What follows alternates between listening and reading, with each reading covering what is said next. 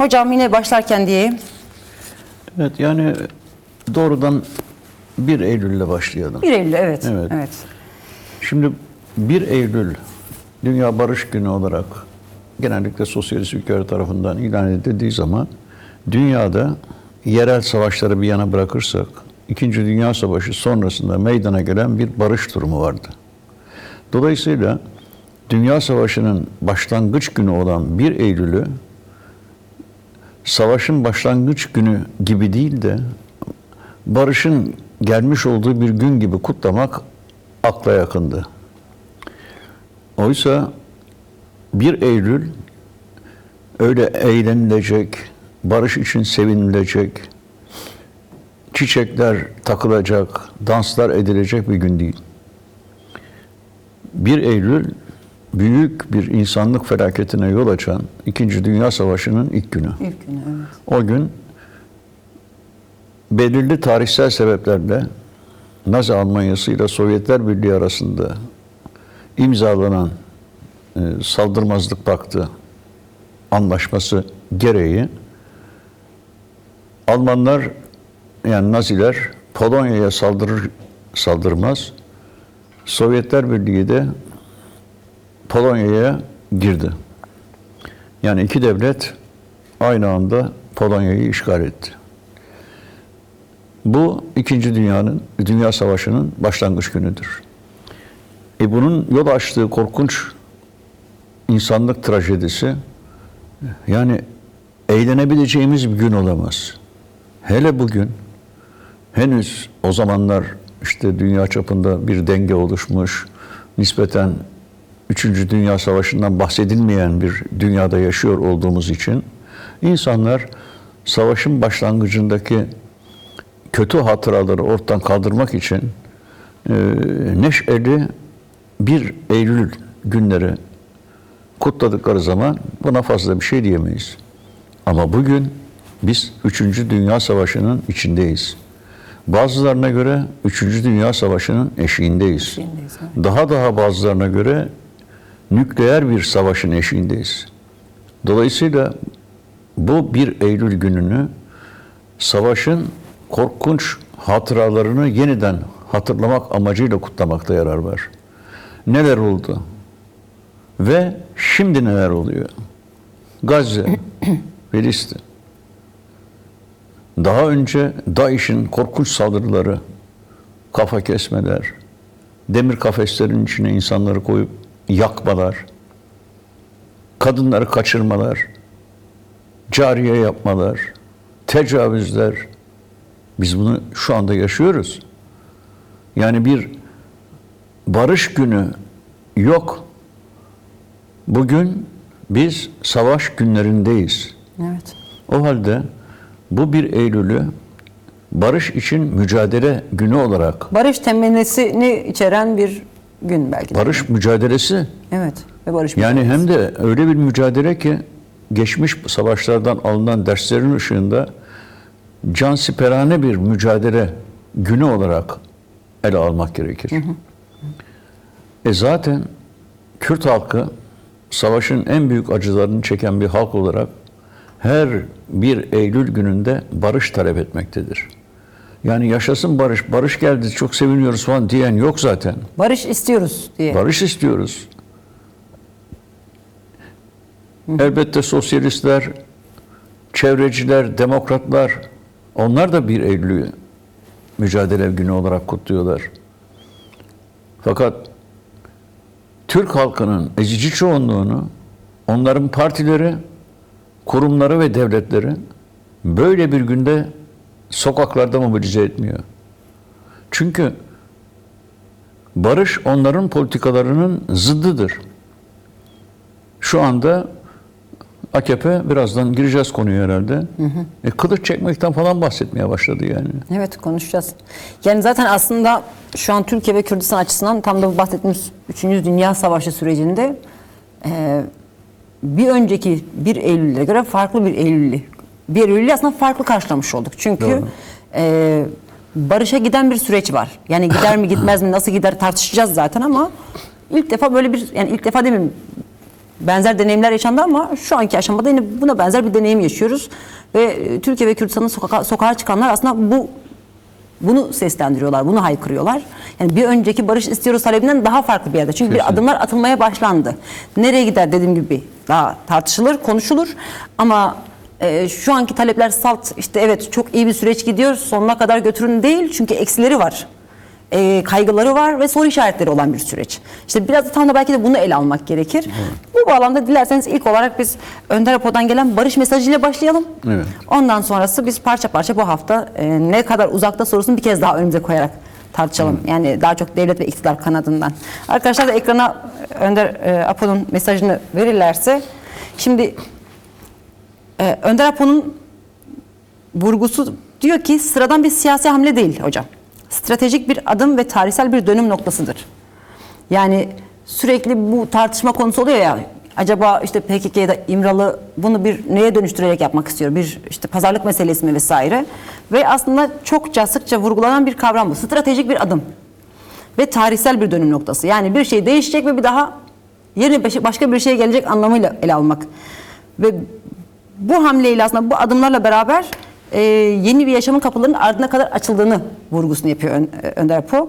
Ve bu bir temenni olarak bunu ele almıyor. Az önce bahsettiniz ya bir temenni, yani ben bu temenni vurgusunu ele aldığımda temenni değil mücadele vurgusunu yaptınız. Güçlü bir imkan ve ciddi pratik adımlarla inşa edilmesi gereken somut bir gerçekliktir.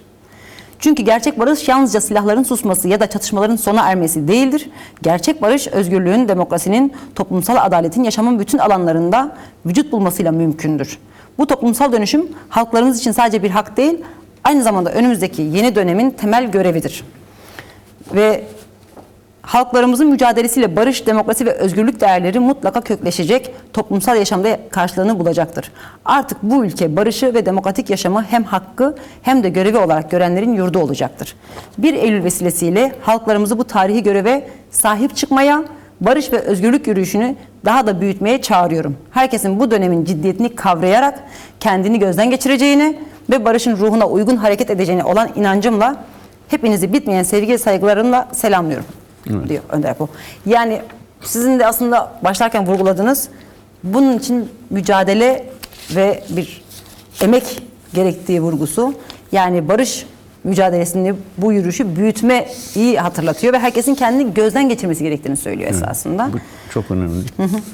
Yani birkaç programdır Türkiye Büyük Millet Meclisi'nde kurulan komisyonun asli işinin henüz başlamadığını, henüz bir dinleme, konuşulanları duyma seansı ile devam ettiğini vurguladık. Başkan Apo bu mesajında yürüyüşün ivedi bir yürüyüş olması gerektiğini söylüyor. Hızlanın diyor. Çünkü o bu sürecin önündeki tehlikeleri hepimizden daha iyi görüyor. Demek ki birincisi hızlanma. Diğer taraftan inşa etmek istediğimiz süreç stratejik bir karakter taşıyor diyor. Ne demek stratejik karakter? Mesela PKK'nın silahları bırakması, kendini feshetmesi. Bu nedir? Bunun stratejik olan herhangi bir yanı yoktur.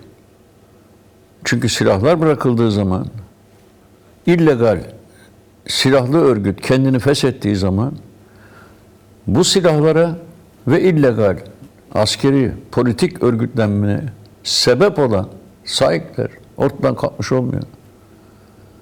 Silah bırakıldığı gibi tekrar ele alınır. Örgüt dağıtıldığı gibi yeniden kurulur. Bunun önünde hiçbir engel yoktur. Elbette ben PKK yöneticilerinin yeniden silaha sarılacaklarını, örgütlerini yeniden kuracaklarını söylemiyorum. Onlar artık konuya tam anlamıyla stratejik olarak baktıkları için bir daha silaha el atmayacaklar. Bir daha kendi örgütlerini yeniden kurmayacaklar. Onlar stratejik bir değişim ve dönüşüm süreci içindeler. Tartışıyorlar, konuşuyorlar, eleştiri yapıyorlar, öz eleştiri yapıyorlar ve yeni bir demokratik toplum içindeki işlevlerini konuşuyorlar ve örgütlüyorlar. Onlar konuyu stratejik olarak ele alıyorlar. Fakat devletin belirli kesimleri, hatta komisyona katılan partilerin belirli kesimleri konuyu ne yazık ki stratejik olarak ele almıyorlar. Silah bırakanlara ne yapacağız? Falakaya mı yatıracağız? Yoksa sırtlarını okşayıp hadi Allah gidin kendi başınızın çaresine bakın falan mı diyeceğiz gibi basitleştirmelerin içine giriyorlar. Sanki onlardan silahı bırakanlar bize biraz imkan tanıyın diye el ete öpüyormuş gibi bir havaları var. Böyle bir durum yok. Böyle bir durum yok. Böyle bir durum olsaydı bu çoktan olurdu. 50 yıldır bir savaş sürüyor yani. Bunu ciddiye almaları lazım. Bu savaşa katılanlar hiç kimseden aman dilemediler. Yine dilemezler. Dilemezler. Sen hiçbir şey yapmayacaksın. Demokratik bir toplumun inşası için en küçük bir adım atmayacaksın. Buna karşılık gerililer diyecek ki ya bizim Adana'da serbest dolaşmamıza izin veriyorlar ne güzel. Silahlarımızı çöpe atarız.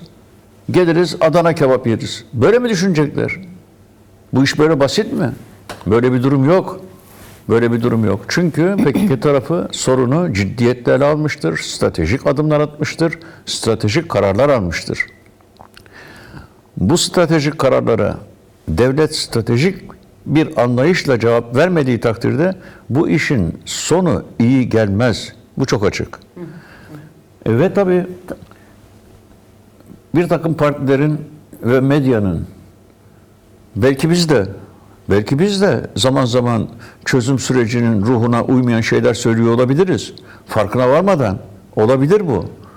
Çünkü biz konunun bütün detaylarına hakim değiliz. Evet. Yapabiliriz. Ama bizim niyetimizin açık seçik olduğu ortada. Bir de bakalım şimdi medyaya. Medyaya bir bakıyorum vallahi dehşet içinde kalıyorum yani. Neler söylüyorlar ya? Neler söylüyorlar?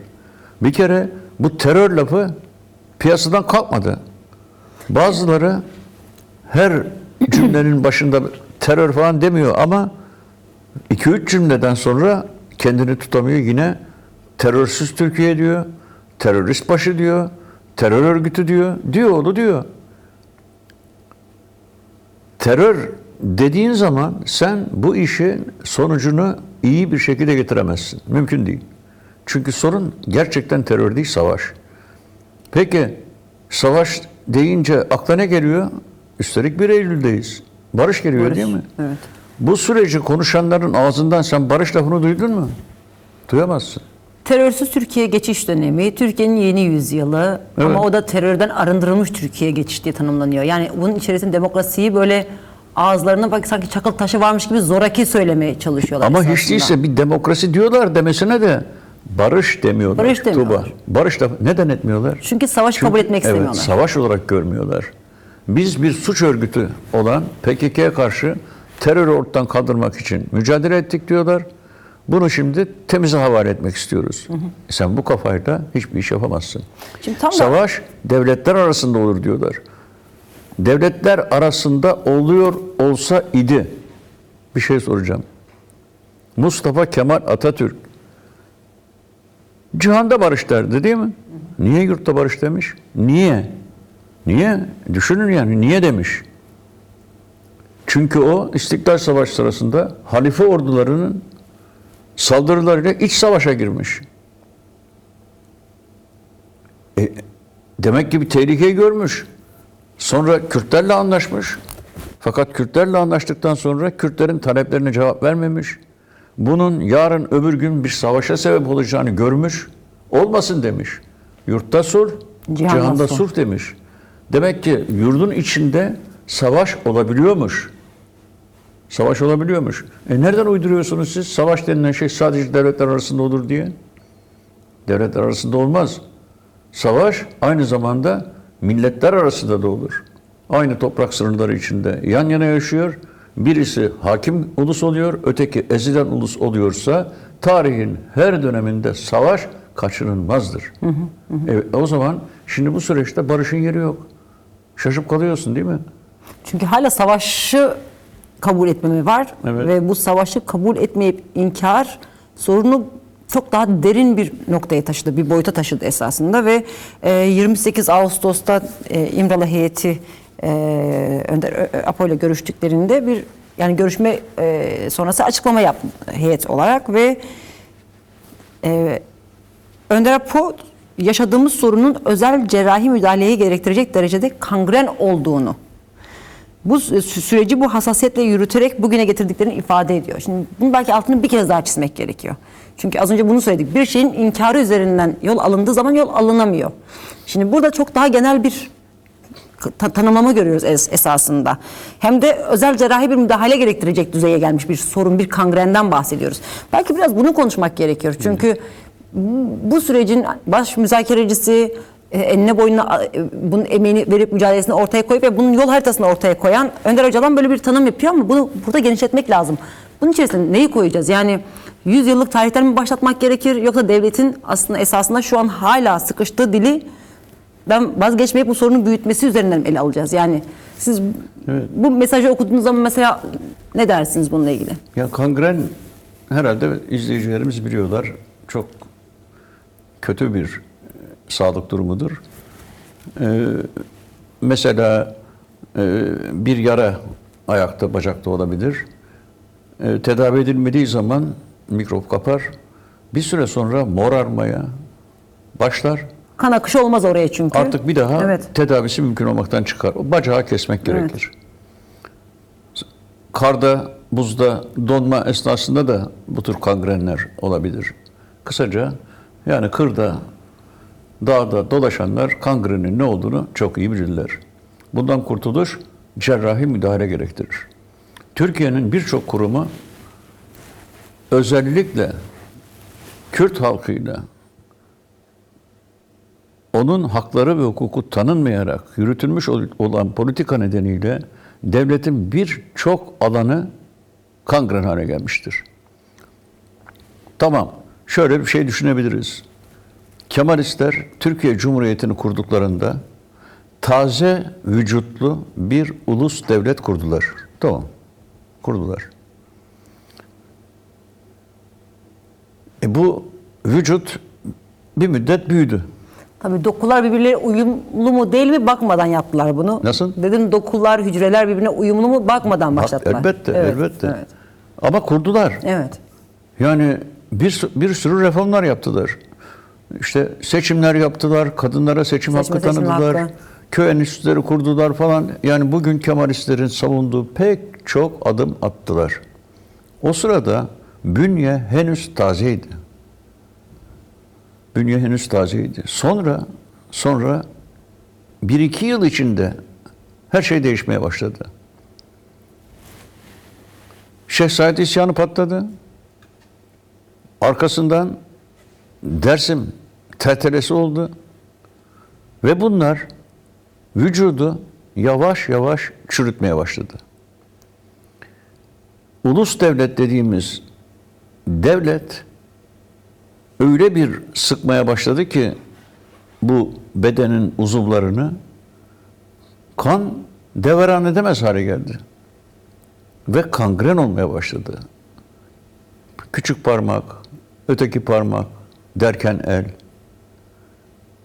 Neyin çürümesiydi bu? Ulus devletin.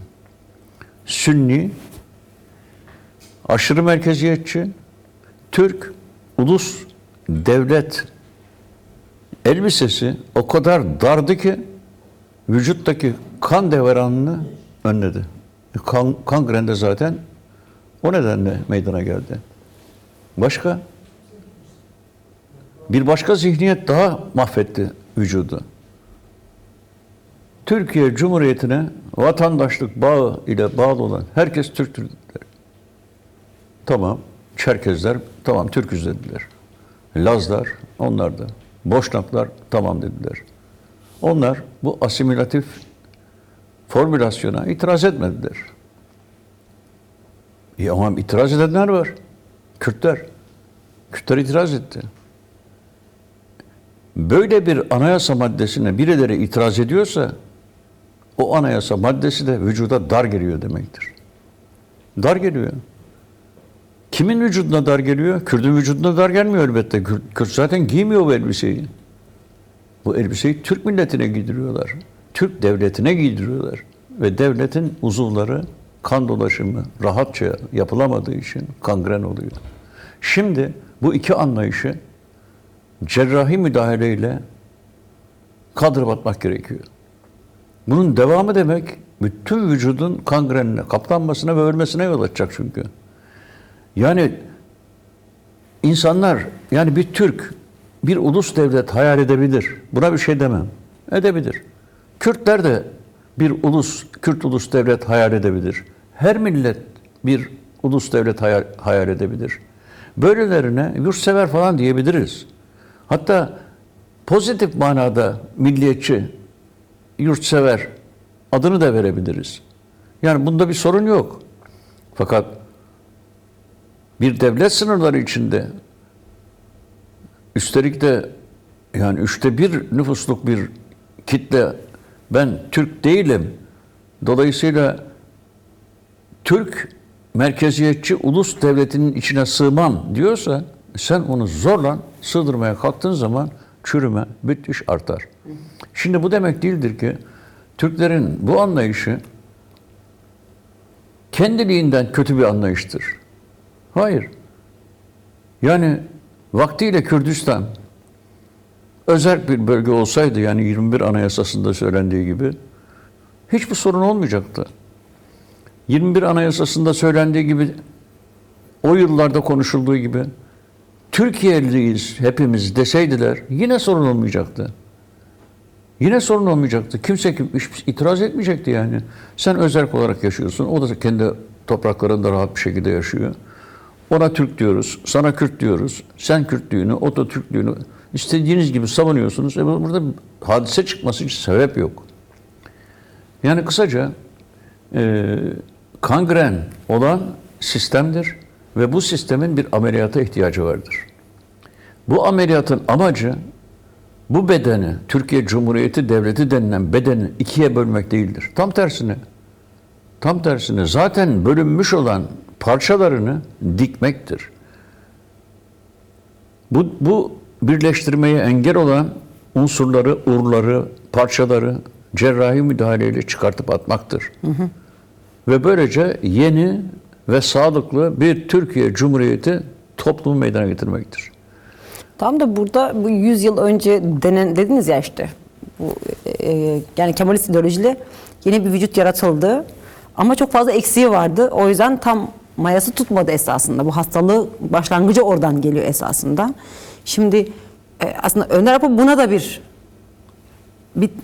tırnak içinde bir tedavi yöntemi olarak ortaya koyuyor. Diyor ki demokratik toplumun, barışın ve entegrasyonun bu sürecin 3 kilit kavramı olduğunu, bu temelde sonuca ulaşılabileceğini belirtiyor. Arkadaşlar hatta açıklamayı ekranda verirler. İzleyicilerimiz bir kez daha görmüş olurlar. Şimdi bütün bu bahsettiklerimiz hatta daha fazlasından bir çözümü var. Ve şimdiye kadar hakikaten Türk devlet aklı hangi iktidarlar gelirse gelsin hiçbir zaman bu yöntemleri denemediler. Sadece tam da dediğiniz gibi tekçi devlet anlayışını, ulus devlet anlayışını dayatarak kendilerini var etmeye çalıştılar. O yüzden sorunu görmek yerine savaşa meylettiler. Savaşı da kabul etmeyip terör kavramıyla ele almaya çalıştılar. Şimdi belki bu 3 kavramı biraz irdelemek gerekir. Şu anki bu bahsettiğimiz kangrenleşmiş soruna çözüm olması itibariyle bu bağlamda ele aldığımız zaman. Barış, demokratik toplum ve entegrasyon.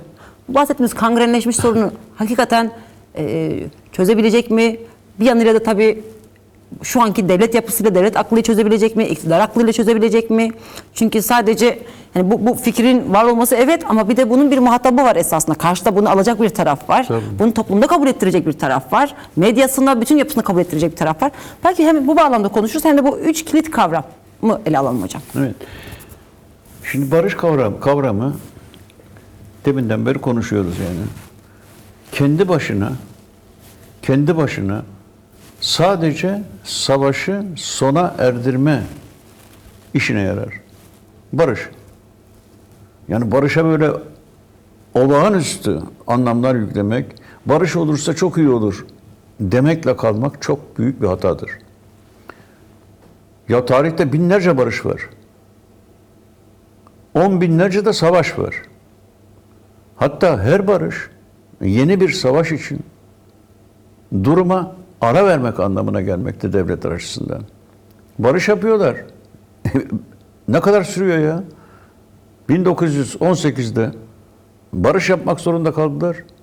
Birinci Dünya Savaşı'nda. Demin işte başta kaç yılıydı? 1938 yılında İkinci Dünya Savaşı'nı başlattılar. Demek ki barış kendi başına hiçbir şey getirmez. Yani bu ülkenin içindeki bir iç savaşta meydana gelecek olan barış içinde geçerlidir. Mütareke yaparsın, silahları bırakırsın, savaş sona erer, insanlar ölmemeye başlar. Çok iyi, herkes sevinir. Askerlerin çokluğu terhis olur, köylerine, evlerine döner, analarına, babalarına kavuşur. Bu kadar. Öyleyse ne olması lazım? Demokrasi olması lazım. Özellikle ülke sınırları içinde yaşanmış olan bir savaşın barışla sonuçlandırılmasından sonra mutlak surette demokrasinin gelmesi lazım. Çünkü demokrasi olmadığı için savaş başlamıştır. Ne demek bu? Kürtler bizim bir sorunumuz var diyorlar. Devlet bu sorunu barışçıl yoldan, legal yoldan çözümünün önüne öyle engeller koyuyor ki bu engelleri yıkmak için savaştan başka çare kalmıyor. Savaş da bu yüzden başlıyor. Demek ki barış olacak. Ama demokrasi de olması lazım gelecek. Demokrasi ne demektir? Farklı farklı güçlerin kendi amaçlarına barışçıl yoldan gitmelerinin önündeki engellerin kalktığı bir düzen demektir. Her şey demek değildir ha. Her şey demek değildir. Çok güzel bir demokrasi olabilir. Fakat ne Kürt sorununu çözer, ne emek sorununu çözer, ne kadın sorununu çözer. Hiçbir sorunu çözmez. Ama ne yapar bu demokrasi ya da demokratik anayasa?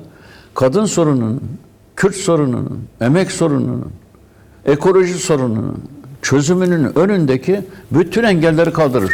O zaman biz buna demokrasi diyoruz. Ama henüz demokratik cumhuriyet demiyoruz. Bu demokrasidir.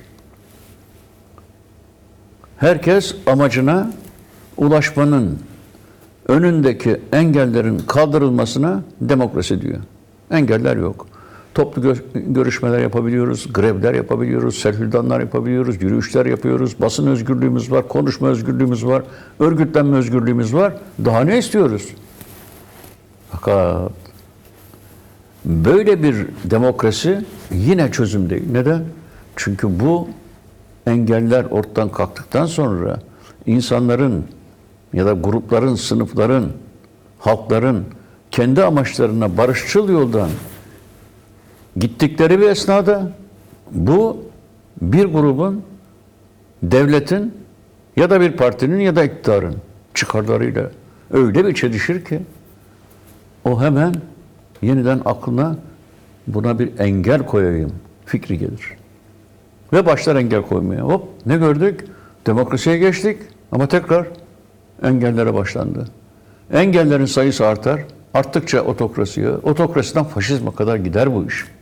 Yani demokrasinin garantisi yoktur. Sen ne kadar, yani Kürt halkı mesela ne kadar barışçıl yoldan, demokratik yoldan mücadele ediyorum derse desin, bu mücadele büyüyüp de merkeziyetçi ulus devletin menfaatlerini şiddetli şekilde sarstığı zaman o devletin ne yapacağına biz 100 yıldır zaten şahit olmuşuz. Demek ki demokrasi bir çırpıda ortadan kalkabilir. Ne olması lazım? İşte burada APO'nun en önemli kilit kavramı karşımıza çıkıyor. Entegrasyon. Entegrasyon. Yani devlet halklarla entegre olacak. Halklar devletle entegre olacak.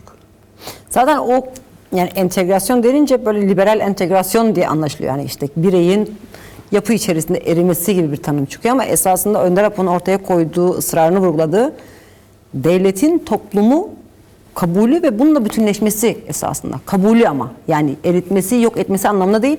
Belki biraz bunu açmak gerekir hocam. Çünkü bir nevi bir saatten sonra bu sefer asimilasyon mu denilmek isteniyor soru işareti. Yani bu yöne mi kayıyor gibi tartışmaları da beraberinde getiriyor.